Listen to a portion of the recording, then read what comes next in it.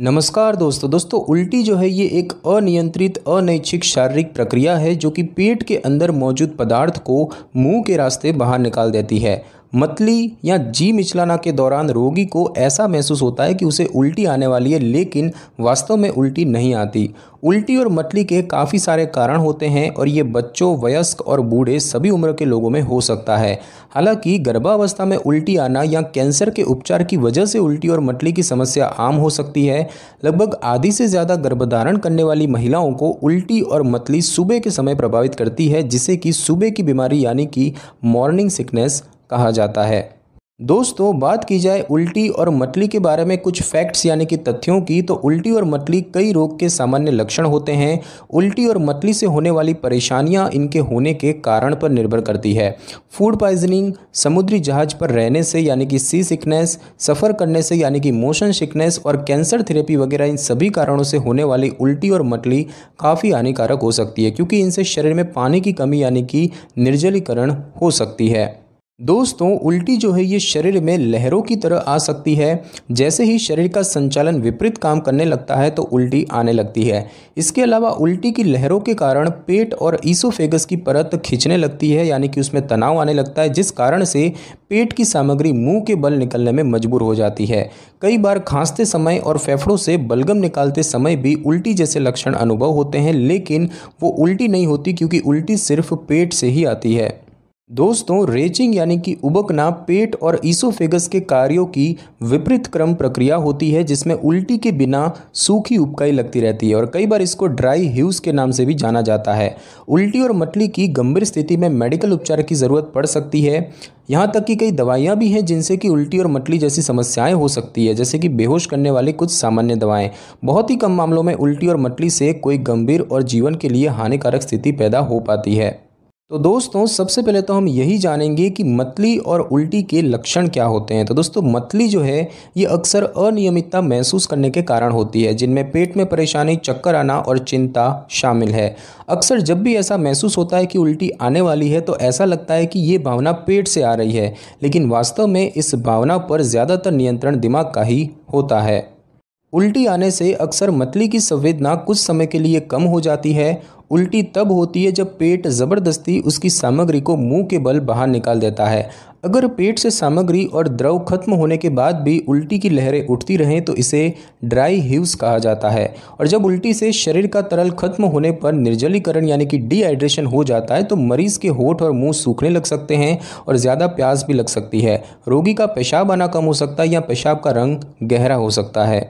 दोस्तों, बच्चों में डिहाइड्रेशन के कुछ संकेत भी देखने को मिल सकते हैं, जैसे कि होंठ और मुंह सूखना, धसी हुई आंखें, तेजी से सांसें लेना, सुस्ती होना और डायपर का सूखा रहना, जिससे कि संकेत मिलता है कि बच्चे ने पेशाब नहीं किया। और दोस्तों, इसके कुछ अन्य लक्षण भी हो सकते हैं, जैसे कि पेट में दर्द, बुखार, चक्कर आना, नाड़ी यानी कि नस का तेज़ होना, बहुत ज़्यादा पसीना आना, छाती में दर्द होना, बेहोशी, भ्रम या फिर बहुत ज़्यादा नींद आना।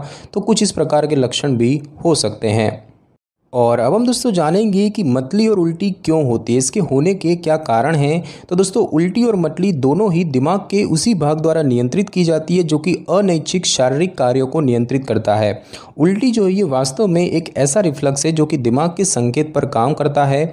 उल्टी के संकेत शरीर में कई उत्तेजनाओं से उत्पन्न होते हैं, जैसे कि गंध, स्वाद, विभिन्न बीमारियां, भावनाएं जैसे कि डरना, दर्द, चोट, इन्फेक्शन, भोजन से होने वाली जलन और चक्कर आना।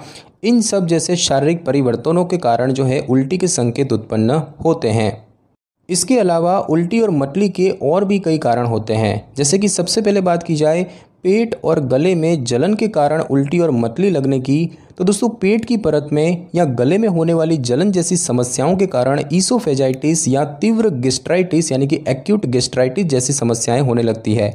और इसके कुछ उदाहरण हैं, जैसे कि बात की जाए इन्फेक्शन की, तो पेट में जलन का कारण अक्सर इन्फेक्शन ही होता है, चाहे वो किसी सामान्य वायरस या फिर अन्य किसी इन्फेक्शन के कारण हुआ हो।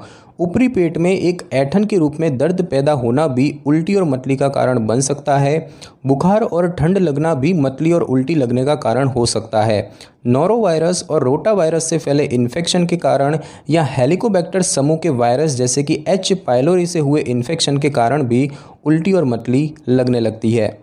उसके बाद दोस्तों बात की जाए गेस्ट्रोएंटेराइटिस या स्टमक फ्लू की, तो दोस्तों इसमें उल्टी और दस्त एक साथ होते हैं और उनके साथ पेट के अलावा कोई अन्य इन्फेक्शन भी होता है और ये सामान्य फ्लू से एकदम अलग बीमारी है। बात की जाए फूड पॉइजनिंग की, तो फूड पॉइजनिंग होने से गंभीर रूप से उल्टियाँ लग सकती है। सबसे आम कारण स्टेफाइलोकोकस ओरियस बैक्टीरिया द्वारा जारी किया गया एक विषैला पदार्थ यानी कि टॉक्सिन होता है। उसके बाद बात की जाए अन्य पेट की समस्याओं की, तो शराब, धूम्रपान और नॉन स्टेरॉयडल एंटी इन्फ्लेमेटरी दवाएं जैसे कि एस्पिरिन और आइबुप्रोफेन वगैरह, ये सब पेट की अंदरूनी परत में जलन पैदा करती है और इस कारण से उल्टी और मतली की संभावना हो जाती है। उसके बाद बात की जाए पेप्टिक अल्सर की, तो ये पेट में होने वाले छाले होते हैं जो कि पेट की अंदरूनी परत में जलन पैदा कर सकते हैं, जो बढ़कर पेट की रक्षात्मक परत को क्षति पहुंचा सकते हैं, जिससे कि उल्टी और मतली लगने की संभावनाएं हो जाती है। और उसके बाद बात की जाए गैस्ट्रोइसोफेगल रिफ्लक्स रोग की, तो उल्टी और मतली गैस्ट्रोइसोफेगल रिफ्लक्स रोग से भी जुड़ी है और इसे रिफ्लक्स ईसोफेजाइटिस भी कहा जाता है और इसमें पेट से अम्लीय पदार्थ ईसोफेगस के अंदर रिफ्लक्स होने लगते हैं। दूसरा जो दोस्तों कारण है उल्टी और मतली लगने का, वो है स्नायुविक परेशानियों के कारण उल्टी और मतली लगना, जो कि एक न्यूरोलॉजिकल कारण है। और इसमें बात की जाए सिरदर्द की, तो इसमें माइग्रेन मुख्य रूप में उल्टी और मतली के कारणों से जुड़ा होता है। उसके बाद दोस्तों बात की जाए कान के भीतरी हिस्से की, तो सफ़र से होने वाली परेशानी यानी कि मोशन सिकनेस, लेबिरिंथाइटिस, चक्कर यानी कि बेनाइन पोजिशनल वर्टिगो और मैनियर रोग इनमें मुख्य हैं। उसके बाद बात की जाए इंट्राक्रेनियल दबाव के बढ़ने की, यानी कि खोपड़ी के अंदर दबाव बढ़ने की, तो किसी भी बीमारी या चोट से जब दिमाग यानी कि खोपड़ी में इंट्राक्रेनियल का दबाव बढ़ जाता है तो उससे उल्टी और मतली जैसी समस्याएं होने लग जाती है। उसके बाद दोस्तों बात की जाए हानिकारक उत्तेजनाओं की, यानी कि नॉक्सियस स्टिमुलस की, तो अक्सर किसी प्रकार की गंध या कोई आवाज़ जो कि दिमाग को इस प्रकार प्रभावित करती है जिससे कि उल्टी या मतली लग सकती है। और बात की जाए तापमान संबंधित बीमारी की जिनसे भी उल्टी और मतली लग सकती है, तो इसके कुछ उदाहरण जैसे कि थकावट के कारण शरीर का तापमान बढ़ना, अधिक तेज़ धूप या गर्मी के कारण निर्जलीकरण होना, इन सब कारणों से भी उल्टी और मतली लग सकती है। साथ ही साथ दोस्तों कुछ ऐसे रोग या विकार हैं जिनके कारण से भी उल्टी और मतली लग सकती है। जैसे कि बात की जाए पेट के रोग, बीमारियां और अन्य स्थितियों की, तो ऐसी कई बीमारियां होती है जो पेट के अंदरूनी अंगों को प्रभावित करती है जिससे कि मतली और उल्टी के लक्षण विकसित हो जाते हैं। और इनमें पाचन अंगों के रोग शामिल हैं जैसे कि हेपेटाइटिस, पित्ताशय के रोग, अग्नाशय के रोग, गुर्दे के रोग जैसे कि गुर्दों की पथरी, क्रॉनिक किडनी रोग, किडनी फेलियर, साथ ही साथ कैंसर और अपेंडिसाइटिस वगैरह शामिल है। उसके बाद दोस्तों बात की जाए डायबिटीज़ की, तो डायबिटीज़ से ग्रसित लोगों को भी अक्सर उल्टी और मतली जैसी समस्याएं होने लगती हैं क्योंकि उनके खून में वसा का स्तर असामान्य तरीके से घटता और बढ़ता रहता है। और ऐसा इसीलिए होता है क्योंकि उनके खून में इंसुलिन का संतुलन खराब हो जाता है। और उसके बाद दोस्तों बात की जाए पेट में आसंजन की, यानी कि एब्डोमिनल एडेशंस की, तो आंतों में रुकावट पैदा होने के मुख्य कारण जैसे कि पहले की गई सर्जरी और उससे एडेशन विकसित होना होता है। इसके अलावा हर्निया, गैस्ट्रोइंटेस्टिनल ट्रैक्ट का असामान्य रूप से अकड़ना, ट्यूमर, इन्फ्लेमेटरी बाउल डिजीज़ वगैरह भी इसके मुख्य कारणों में ही गिने जाते हैं और कई बार उल्टी और मतली इनमें से किसी बीमारी का लक्षण भी हो सकती है। साथ ही साथ दोस्तों पेट और गैस्ट्रोइंटेस्टिनल ट्रैक्ट से जुड़ी बीमारियों के अलावा कुछ अन्य बीमारियां भी हैं जो कि उल्टी और मतली का कारण बनती है। इनमें बात की जाए दिल के दौरे की, यानी कि हार्ट अटैक की, तो दिल का दौरा पड़ने जैसी समस्याओं में भी उल्टी और मतली का अनुभव हो सकता है जो कि एंजाइना का एक सामान्य लक्षण होता है। और ये खास तौर पर तब होता है जब दिल का दौरा दिल के निचले हिस्से को प्रभावित करता है। उसके बाद बात की जाए फेफड़ों में इन्फेक्शन की, तो जैसे कि न्यूमोनिया और ब्रोंकाइटिस वगैरह से भी मतली और उल्टियाँ लगने लगती है। उसके बाद दोस्तों बात की जाए सेप्सिस की, तो शरीर के किसी भाग में अत्यधिक इन्फेक्शन जो कि खून के माध्यम से पूरे शरीर में फैल जाए, उसके कारण से भी उल्टी की समस्या हो सकती है। और बात की जाए भोजन संबंधी विकार यानी कि ईटिंग डिसऑर्डर्स की, तो बुलिमिया से ग्रसित मरीज उल्टी को अपने अंदर खुद विकसित करते हैं क्योंकि ये मानसिकता से जुड़ी बीमारी होती है। जब तक मरीज उल्टी ना कर ले उनको शांति का अनुभव नहीं हो पाता और इसीलिए वे ऐसा भोजन खाते हैं जिनसे कि उनको उल्टी लगे। और साथ ही साथ दोस्तों कुछ मेडिकल उपचार और दवाओं के कारण भी उल्टी और मतली लग सकती है, जिसमें सबसे पहले बात की जाए दवाइयों के दुष्प्रभाव की, तो ऐसी बहुत सी दवाइयां हैं जो पेट में जलन और अन्य समस्याएं पैदा कर देती है और जिस कारण से कई बार मतली और उल्टियां लगने लगती है। कीमोथेरेपी के लिए प्रयोग की जाने वाली एंटी कैंसर दवाइयां सामान्य रूप से मतली और उल्टी का कारण बनती है जिसको आसानी से ठीक भी नहीं किया जा सकता। नशे या बेहोशी की दवाइयां, सूजन जलन पर रोकथाम करने वाली दवाइयां, स्टेरॉयड और एंटीबायोटिक्स, इन सभी दवाइयां उल्टी और मतली का कारण बनती है। साथ ही साथ दोस्तों गर्भावस्था की पहली तिमाही में उल्टी और मतली का अनुभव होना बहुत ही सामान्य होता है, क्योंकि खून में हार्मोन का स्तर बदलता है। और बात की जाए शिशुओं में उल्टी होने की, तो ये तय करना मुश्किल हो जाता है कि छोटे बच्चे उल्टी कर रहे हैं या थूक रहे हैं। अगर शिशु खाना खाने के तुरंत बाद उसे वापस निकाल देता है और कम मात्रा में निकालता है तो ये थूकना भी हो सकता है। दोस्तों शिशुओं में दबाव युक्त उल्टी, दर्द के साथ उल्टी और वायरल इन्फेक्शन के कारण उल्टी हो सकती है। और अब हम दोस्तों जानेंगे कि मतली और उल्टी से कैसे बचा जाए। तो दोस्तों आप दिन भर थोड़ी थोड़ी मात्रा में भोजन करके मतली और उल्टी आने से रोक सकते हैं। इसके अलावा धीरे धीरे खाना और खाना खाने के बाद अधिक फुर्तीले काम ना करना, इन बातों का ध्यान रखकर भी इस पर रोकथाम की जा सकती है। अगर आपको मतली जैसा अनुभव हो रहा है तो उठने से पहले सादा बिस्कुट खाएं। दिन में उच्च प्रोटीन वाले पदार्थों का उपभोग करें, जैसे कि पनीर, हल्का मांस, और सोने से पहले सूखे मेवे जैसे कि काजू बादाम वगैरह। अगर आपको उल्टियाँ आ रही है तो थोड़ी मात्रा में वसा युक्त तरल पदार्थ पीने की कोशिश करें, जैसे कि सोडा या फ्रूट जूस। अदरक का सूप या अदरक का सेवन करना भी उल्टी की समस्या का समाधान कर सकता है। साथ ही साथ दोस्तों अम्लीय जूस पीने से बचें, जैसे कि संतरे का जूस, क्योंकि ये पेट की समस्याओं को और बढ़ा सकते हैं। और बिना डॉक्टर की सलाह के दवाइयाँ जैसे कि बोनाइन, डायमेनहाइड्रेनेट, ये दवाइयाँ सफ़र से होने वाली बीमारियों के प्रभाव को कम कर देती है। कार या फिर अन्य गाड़ी में सफ़र करते समय स्नैक्स को कम मात्रा में खाएं, और सफ़र के दौरान खिड़की के बाहर देखते रहने से भी उल्टी लगने जैसी संभावना कम हो जाती है। और अब हम दोस्तों जानेंगे कि मतली और उल्टी का निदान कैसे होता है। तो दोस्तों मतली और उल्टी के निदान के लिए डॉक्टर या स्वास्थ्य विशेषज्ञ मरीज के द्वारा पहले ली गई दवाइयों के बारे में पूछते हैं और अन्य शारीरिक परीक्षण लेते हैं। मरीज के शारीरिक परीक्षण और पिछली चिकित्सा की जानकारी के आधार पर ज़रूरत पड़ने पर कुछ अतिरिक्त परीक्षण भी किए जा सकते हैं, और कई बार इसके निदान के लिए अन्य टेस्ट की ज़रूरत भी नहीं पड़ती। दोस्तों मतली और उल्टी के निदान के लिए अक्सर किए जाने वाले टेस्ट की बात करें तो सबसे पहला है ब्लड टेस्ट, यानी कि रक्त परीक्षण। ये इलेक्ट्रोलाइट्स और ब्लड सेल्स की जांच करने के लिए होता है। उसके बाद बात की जाए पेशाब की जांच, यानी कि यूरिन एनालिसिस की, तो इसकी मदद से शरीर में पानी की कमी यानी कि निर्जलीकरण वगैरह की जांच की जा सकती है। पेशाब की मात्रा में कमी और रंग गहरा होना निर्जलीकरण के संकेत होते हैं। उसके बाद बात की जाए एक्सरे की, तो मतली और उल्टी के संदेह को दूर करने में एक्सरे भी काफ़ी सहायक कार्य करता है, पर यह डॉक्टर के नैदानिक संदेह के आधार पर ही किया जाता है। साथ ही साथ दोस्तों अल्ट्रासाउंड भी किया जा सकता है। और बात की जाए सिटी स्कैन की, तो अगर मतली और उल्टी के साथ सिर दर्द की भी शुरुआत हो रही है तो सिर का सिटी स्कैन भी किया जा सकता है। और ये सभी टेस्ट मरीज की परेशानी के मुताबिक उसका कारण जानने के लिए और उनसे जुड़ी अन्य बीमारियों के बारे में पता लगाने के लिए किए जाते हैं। और अब हम दोस्तों जानेंगे कि मतली और उल्टी का इलाज क्या होता है। तो दोस्तों मतली और उल्टी के इलाज के लिए ऐसे बहुत सारे तरीके हैं जिनकी मदद से राहत मिल सकती है, जिनमें कुछ घरेलू उपचार भी शामिल है। जैसे कि बात की जाए मतली के लिए घरेलू उपचारों की, तो केवल हल्के और सादा भोजन का सेवन करें, जैसे कि ब्रेड और बिस्कुट। ज़्यादा भारी भोजन ना खाएं, जैसे कि अधिक मीठे, चिकने या तले हुए पदार्थ। ठंडे पेय पदार्थ पीने से बचें। खाना खाने के बाद ज़्यादा गतिविधियाँ ना करें और अदरक की चाय का सेवन करें। और बात की जाए उल्टी के लिए घरेलू उपचारों की, तो भोजन को थोड़ा थोड़ा करके खाएं। दिन भर में ज़्यादा से ज़्यादा साफ तरल पिएं, पर एकदम अधिक मात्रा में ना पिएं।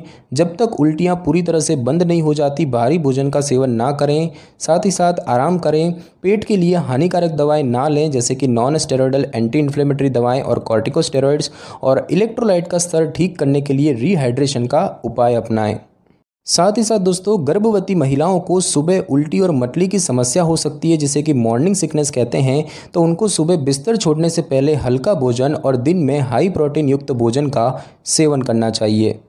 उसके बाद दोस्तों बात की जाए मेडिकल देखभाल की, तो मतली और उल्टी के उपचार के लिए प्रयोग की जाने वाली दवाइयों को एंटीएमेटिक्स कहा जाता है, जिनमें से कुछ बिना पर्ची की दवाएं यानी कि ओवर द काउंटर दवाएं होती है। सबसे पहले बात की जाए बिस्मथ सब सैलिसिलेट की, तो ये दवाएं पेट की समस्याएं, डायरिया और गैस्ट्रोएंटेराइटिस के मामले में काफ़ी लाभदायक होती है। जिन लोगों को एस्पिरिन या अन्य सैलिसिलेट दवाइयों से एलर्जी है उन्हें बिस्मथ सब सैलिसिलेट नहीं लेनी चाहिए। 12 साल तक के बच्चों को भी बिस्मथ सब सैलिसिलेट नहीं लेनी चाहिए, और ना ही 18 साल के बच्चे जिनको चिकन पॉक्स या फ्लू है। जो व्यक्ति खून पतला करने की दवाइयाँ, गठिया या डायबिटीज़ के उपचार की दवाइयाँ ले रहे हैं तो बिस्मथ सब सैलिसिलेट लेने से पहले अपने डॉक्टर से बात करनी चाहिए। उसके बाद दोस्तों बात की जाए एंटी हिस्टामाइन की, तो इसमें डायमिनहाइड्रेनेट, मैक्लिजिन हाइड्रोक्लोराइड वगैरह दवाइयाँ शामिल है। एंटीहिस्टामिन अंदरूनी कान की गति को समझने वाली संवेदना को कम कर देती है, जिससे कि सफ़र वगैरह के दौरान लगने वाली उल्टियाँ कम हो जाती है। और इन दवाइयों को जोखिम से पहले ही ले लेने से ये बेहतर काम करती है। उदाहरण के लिए जिन लोगों को सफ़र के दौरान परेशानी होती है तो वे अपना सफ़र शुरू करने से पहले ये दवा ले सकते हैं। नशीले पदार्थ या नींद की गोलियां लेने वाले व्यक्ति एंटीहिस्टामिन लेने से पहले एक बार डॉक्टर से बात कर सकते हैं। दवा के लेबल पर लगे उसके तथ्यों और दिशा निर्देशों के बारे में अच्छे से पढ़ लें और उसकी खुराक और सीमा वगैरह के बारे में हर बात सुनिश्चित कर लें और पुष्टि ना होने पर डॉक्टर से बात करें। और अब हम दोस्तों जानेंगे कि मतली और उल्टी से क्या क्या जटिलताएं या समस्याएं हो सकती है। तो दोस्तों इसके अतिरिक्त परेशानी के अलावा मतली और उल्टी के कारण कुछ और भी जटिलताएं उत्पन्न हो सकती है, जैसे कि सांस लेते समय उल्टी जैसा प्रतीत होना या उबकाई लगना, ईसोफेगस को क्षति पहुंचना, निर्जलीकरण और इलेक्ट्रोलाइट के स्तर में असामान्यता होना या फिर कुपोषण या वजन घटना। दोस्तों जो लोग बेहोशी की हालत में हो या आंशिक रूप से सचेत हो उनको सांस के दौरान उल्टी लग सकती है और उल्टी में शामिल एसिड फेफड़ों को बुरी तरह से नुकसान पहुंचाता है। उल्टी लगने के दौरान ईसोफेगस पर काफ़ी दबाव पड़ता है और तेज़ लगने वाली उल्टी कई बार ईसोफेगस की परत में छेद भी कर देती है। छेद अगर छोटा हो तो दर्द और खून बहने लग सकता है, लेकिन अगर छेद बड़ा हो तो ये ज़िंदगी के लिए हानिकारक हो सकता है। उल्टी के दौरान काफ़ी मात्रा में पानी और मिनरल्स यानी कि इलेक्ट्रोलाइट्स निकलता है, जिस कारण से शरीर में निर्जलीकरण और इलेक्ट्रोलाइट का स्तर असामान्य हो जाता है। नवजात और शिशुओं में विशेष रूप से ये जटिलताएं देखी जाती है और लंबे समय तक उल्टी की बीमारी से कुपोषण, वजन घटना और चयापचय में क्षति जैसी समस्याएं हो सकती है।